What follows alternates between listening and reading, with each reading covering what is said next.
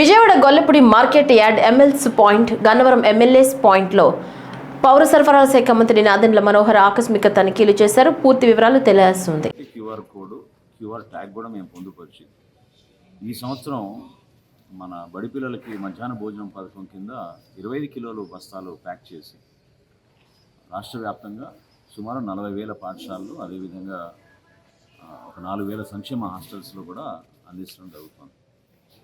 మొదటి నెల చాలా అద్భుతంగా జరిగింది. చాలామంది దాని గురించి ప్రత్యేకంగా చూసి వాళ్ళు కూడా ఈ కార్యక్రమం చాలా బాగుందనే విషయం తెలియపరచడం జరిగింది. ఇంకా మెరుగుపరచడానికి కోసం ఎక్కడ కూడా ఆ గ్యాప్ లేకుండా ఎవరైతే రైతాంగం ఆ రోజు మన పిలుపు మేరకు కూటమి ప్రభుత్వం ముఖ్యమంత్రి గారిని, గౌరవ ఉప ముఖ్యమంత్రి గారిని గౌరవించుకుంటూ వాళ్ళు చేసిన ఆ కార్యక్రమం ధాన్యం కొనుగోలు విషయంలో ప్రిఫర్డ్ వెరైటీ బియ్యం, సన్న బియ్యం ఏదైతే మనం సేకరించామో అది అంతిమంగా మన బిడ్డల కోసం ఉపయోగిస్తామని మాట ఇచ్చాం.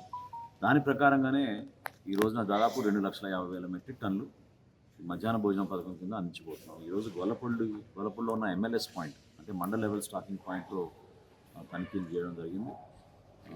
డీలర్ల విషయంలో ఎక్కడైతే గత నెల సరుకు మిగిలిపోయిందో ఆ క్లోజింగ్ బ్యాలెన్స్ కాస్త ఓపెనింగ్ బ్యాలెన్స్గా ఉండి వచ్చే నెల వాళ్ళు తక్కువ తీసుకోవాల్సిన సరుకు బదులు అదే సరుకు ప్రతి నెల తీసుకెళ్తున్నట్టు నాకు రికార్డ్స్లో తెలిసింది.